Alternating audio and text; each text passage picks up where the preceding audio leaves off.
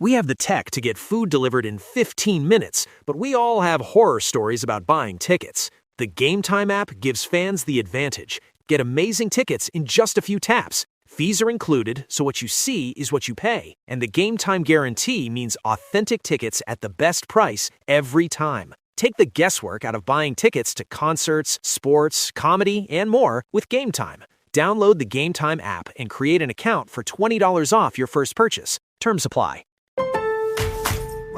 Pros, save more on the materials you need to get the job done, inside and out, at Lowe's. Right now, get 10% off in-stock Trex Naturals decking, now available in more styles. Plus, get 15% off select custom entry, interior, and storm doors. Then, we'll deliver it all straight to your job site to help keep your jobs moving. Get the brands pros trust, priced right, and ready when you need them. Our best lineup is here at Lowe's. Valid through 5/27. While supplies last. Selection varies by location. Hello, my name's David Seaman, and this is the Three Lions Podcast.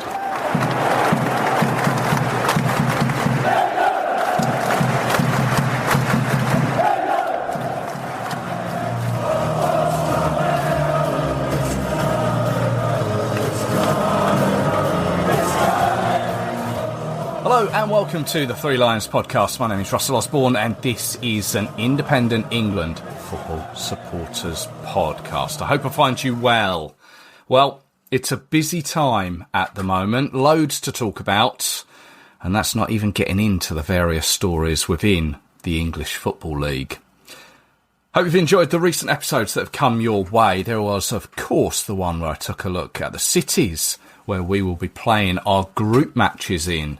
Dallas, Boston and New Jersey, or New York.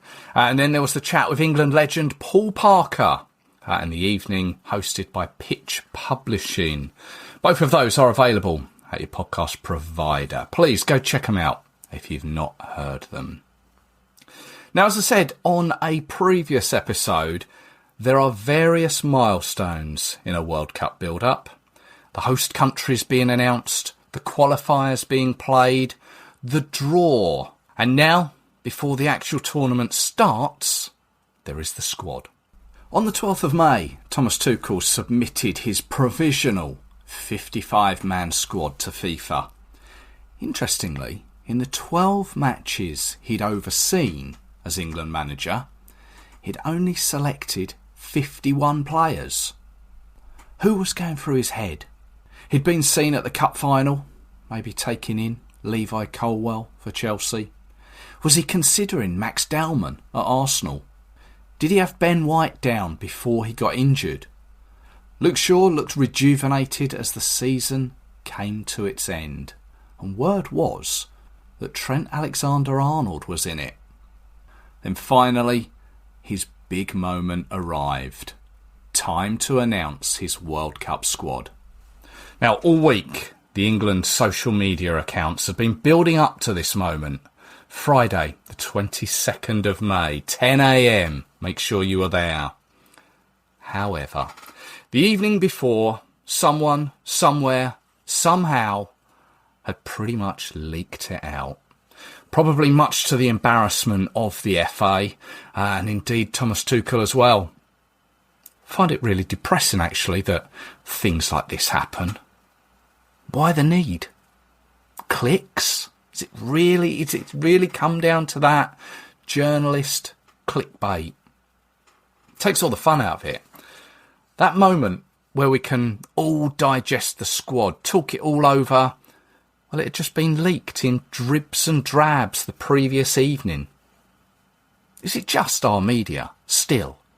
To the French, German, to the Brazilian media, do they do it? Or can they wait? Anyway, that FA squad announcement was released via the England app to the soundtrack of the Beatles' Come Together, which is what Thomas Tuchel will be hoping for. But as fans, the conversations, well, had only just begun. Coming together isn't something done easily. I fear that if Thomas Tuchel wasn't aware of how the English media can be, then he's bringing a whole heap of pressure on himself with this squad, especially if it doesn't come together in the way he is hoping for. Overall, it seems to be a squad where there is more about who isn't in it rather than actually who is. I've always said our concern is the depth in quality. Starting 11, I've got no issues with, but it's the backup that bothers me, and it still does. But we need to have the faith in what Thomas Tuchel sees. Right, let's get into it. The 26 names with all the stats. Let's run through it if you haven't heard it already. 3 goalkeepers, Dean Henderson, Jordan Pickford and James Trafford. 9 defenders, Dan Burn, Mark Gay, Reece James, Ezri Konsa, Tino Livramento, Nico O'Reilly, Jarell Quansah, Jed Spence and John Stones. Now in midfield, 7 of them. Elliot Anderson, Jude Bellingham, Eberechi Eze, Jordan Henderson, Kobe Mainoo, Declan Rice and Morgan Rogers. And that means we are left with 7 forwards. Anthony Gordon, Harry Kane, Noni Madueke, Marcus Rashford, Bukayo Saka, Ivan Toney and Ollie Watkins. It is a squad with 799 caps across it, 145 goals. It is an average age of 26.5. It is a squad where 4 come from Manchester City and Arsenal, 3 from Newcastle, 3 from Aston Villa, and 1 each from Crystal Palace, Everton, Chelsea, Bayer Leverkusen, Tottenham, Nottingham Forest, Real Madrid, Brentford, Manchester United, Bayern Munich, Barcelona, and Al Ahly. Of course, Harry Kane there is the highest England goal scorer. 78 goals to his name. He has 112 caps. The youngest player within the squad is Kobe Mainoo at just 21 years old. The oldest, Jordan Henderson. Jordan Henderson, in fact, will turn 36 on the day we play Croatia. Other birthdays within the World Cup, Jude Bellingham and Eberechi Eze. In fact, they both share the same birthday, the 29th of June. So they'll celebrate that somehow 2 days after our game against Panama. Now, there are no uncapped players throughout the squad, but there are 2 with just 1 cap to their name, James Trafford and Jarell Quansah. Now, it's a squad that features 14 from Gareth Southgate's Euro 2024 squad and 8 from the last World Cup squad to be held in Qatar 2022. Pickford, Rice, Stones, Henderson, Kane, Rashford, Saka and Bellingham. So there we go. There's your squad. There's your 26. As I said, fans will be dissecting it, picking it through, analysing it. There are surprise selections, I have to say. Dan Burn, he's a bit Marmite, and I think England fans, I think the vast majority of England fans will say, no, perhaps he shouldn't be in the squad. Is he just there for his height? Is he just there if we are in dire straits with 2 minutes to go and we've got a corner? Is that where he's coming in? Ivan Toney. You have to wonder, where and when did Thomas Tuchel decide, do you know what? Ivan Toney should be in the squad. Because he's not featured for England since the Senegal defeat in June of last year at Nottingham Forest. And even that was brief, I think, from what I remember. That said, he has scored 32 goals for Al Ahly over in the Saudi League. Yes, the Saudi League. Is he just taking him for penalties? We've seen what he can do on that front. Jed Spence. Yes, he's been quite consistent for England recently in the games that he's played, but then you think, well, look where he is with his club form. But he does seem to have impressed Thomas Tuchel, and Thomas Tuchel did say Jed Spence has the speed within him, so he's seeing that as one of his picking points. Tino Livramento, I think he was always going to be there or thereabouts. He's just making his way back from injury. He has played a few recent games for Newcastle. Perhaps that one's not so much a surprise.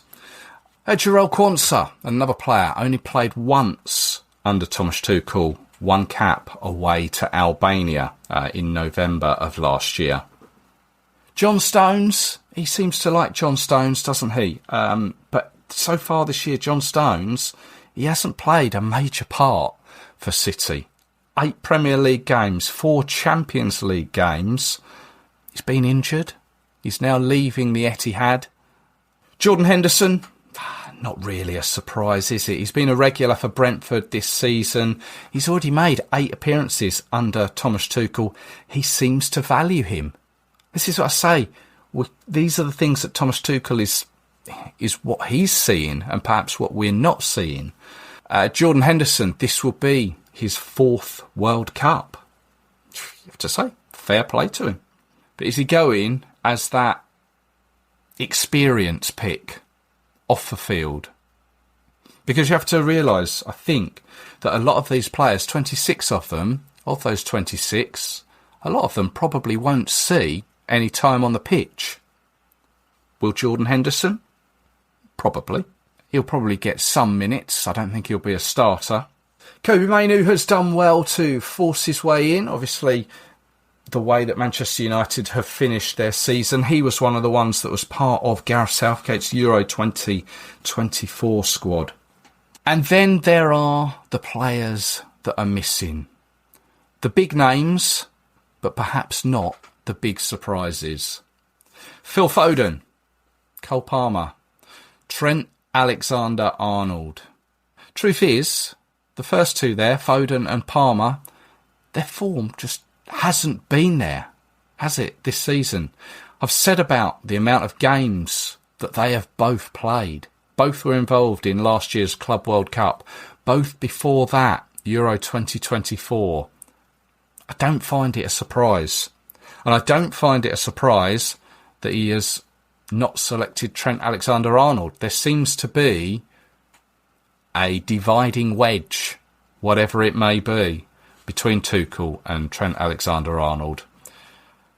Whether that wedge will come out in the wash one day remains to be seen. Harry Maguire, you thought, well, stood a good chance, given the way Manchester United had finished the season, along with Luke Shaw as well. But no, both were omitted. No Lewis Hall, no Jared Bowen. And Jared Bowen, I mentioned Jed Spence. Jared Bowen, of course, down at the bottom with West Ham. Just like Jed Spence is down at the bottom with Tottenham. Perhaps Jared Bowen's position, there's more players staking a claim for that position. No Tyrick Mitchell, which is perhaps not a surprise, but he's obviously involved in a European final with Crystal Palace. There is no Morgan Gibbs-White. Now, this one is a surprise. He's out despite being the Premier League's top English goal scorer at the time of recording. He's one ahead of Danny Welbeck. Of course, Danny Welbeck has been mentioned before as a potential England player, but I don't think that was ever going to happen, really. Let's just return to Harry Maguire, because I think with all these leaks that came out, Maguire, I think, was probably the first leak, really. He put out on social media, I was confident I could have played a major part this summer for my country after the season I've had. I've been left shocked and gutted by the decision. I've loved nothing more than putting that shirt on and representing my country over the years. I wish the players all the best this summer. Now, Maguire made his debut in 2017 against Lithuania. He's 33 years old, 66 caps, 7 goals. There is a school of thought that says, do you know what? If you have put that out on social media, taking it the way you have, is that the sort of person that Thomas Tuchel wants within his 26? Me personally, I would have taken him above Dan Burn. But I fear for Harry Maguire, this could be the end of his England career. He's only played twice under Thomas Tuchel in those 2 March friendlies against Uruguay and Japan earlier this year. So is it a surprise he's not part of the squad? Perhaps not. And having his family members get involved, posting online, it may just be an embarrassing farewell. Now, because of Arsenal's involvement in the Champions League final on the 30th of May, their 4 players, Declan Rice, Eberechi Eze, Noni Madueke and Bukayo Saka, they will join up later and they're likely to miss the 2 friendlies against New Zealand and Costa Rica. Now, with regards to the squad for those 2 friendlies, Thomas Tuchel has drafted in Bournemouth's Alex Scott, Liverpool's Rio Ngamoa and Fulham's Josh King. There is one other player who is yet to be confirmed at the time of recording who is likely to join that squad. Whether they will take part in either of those games, I'm not sure, or whether they're going just to replace the 4 Arsenal players and just be involved within the training setup. That remains to be seen. There we go. Quick roundup of the England squad for the 2026 World Cup. It's getting ever closer. Of course, the games, 17th of June, our opener against Croatia. 23rd of June, we face Ghana. And then on the 27th, we play Panama. It's a squad that I'm prepared to lay my hat into the ring and say it will get us through that group. It's a squad, I hope, that will get us through the round of 32. It's then, I think, is this a squad that can take us much further? What do you reckon? Let me know. Tell me on the socials. You can find the 3 Lions podcast on the likes of Facebook, Instagram, Twitter. Just search 3 Lions podcast. I will be back with you very soon with some more England-related content. I hope you can join me for it. So until then, take care of yourselves. Cheers.